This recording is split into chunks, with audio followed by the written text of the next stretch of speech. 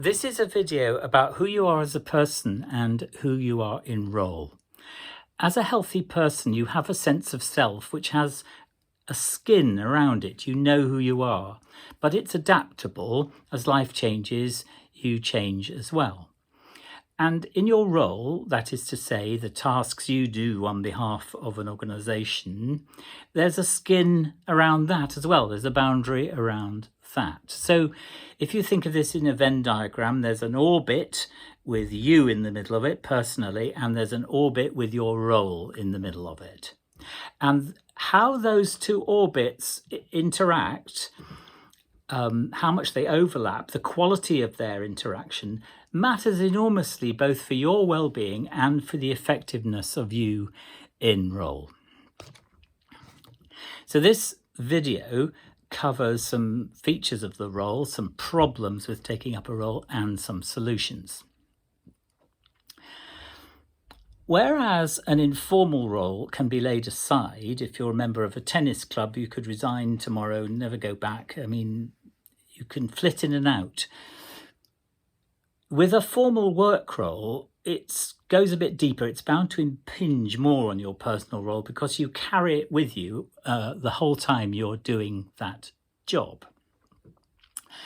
And some of the boundary around it is rational. You have a job description, but most of it isn't, because it's all processed psychologically, and people behave towards you in role rather than to you as a person, and they'll squeeze you into role to be satisfied with what they need from you.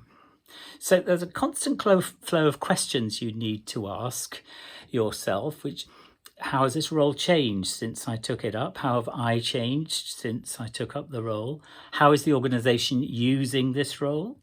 How is the role I'm doing interacting with serving, if you like, the primary task of the organisation as a whole, and so on. Now, let's move to the problems. Taking up a role is a minefield. It's a minefield because the way anxiety functions is through a chain of projection and introjection.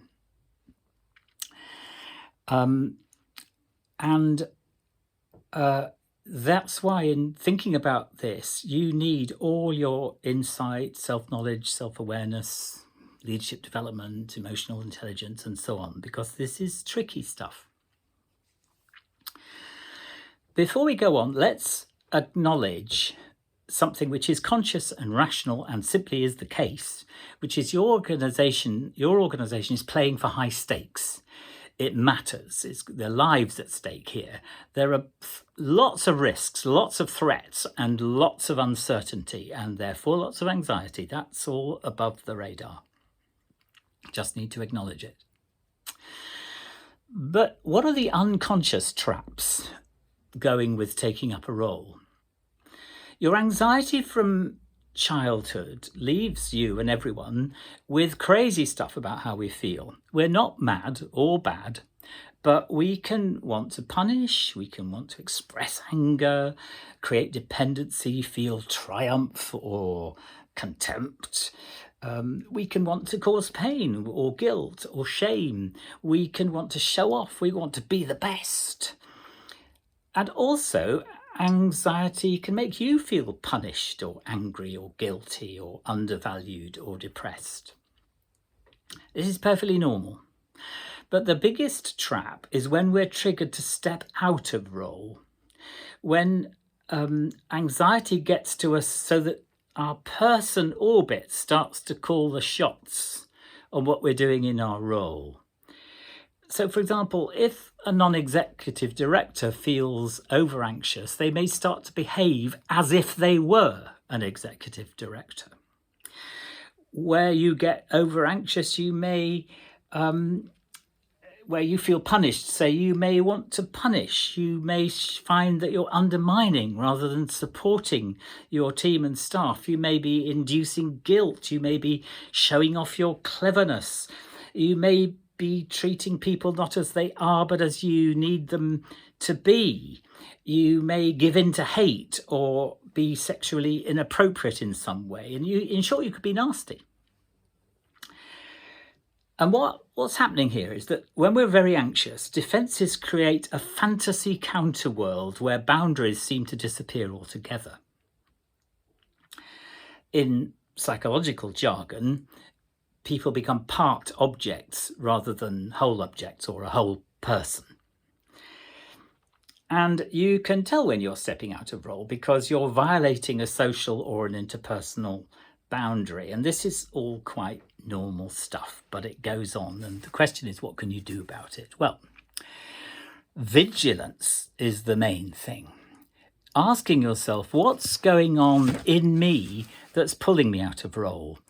What's anxiety is trying to remove me from reality? What do I need to say to myself to step back into role? What have I allowed into my personal orbit that really belongs to my work orbit? What have I allowed into my work orbit that really belongs to my personal orbit? So the thing is to make a personal scan, do a scan. What are you denying if you're denying anything? You might be denying pain or anxiety or hate or aggression or depression or your libido in some way. And the task there is just to relax, actually, is to feel it, is to not deny it, let it be, get it back into proportion. To ask yourself then, who do I need to re-personal so that they become a whole person or a whole object in the jargon?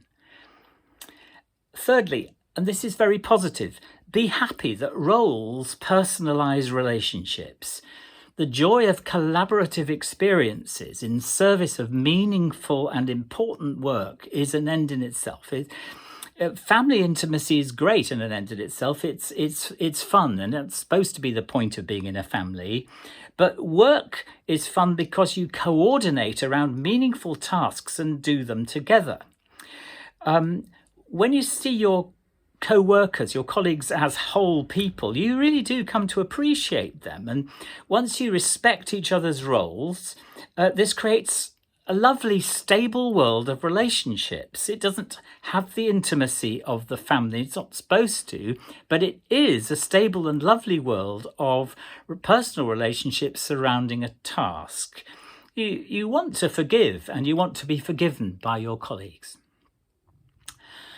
And the final thing is to enjoy the creativity that goes with your role. So you make your role come alive by setting and actually staying in its limits and boundaries, but there's change all around. So being creative with that is also part of the fun and the joy of it.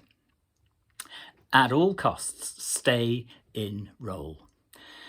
There may be times when you need to leave your office or shut your study door the end of the day and say, I am now returning to my personal orbit. But never mind, the executive director will be back in the morning.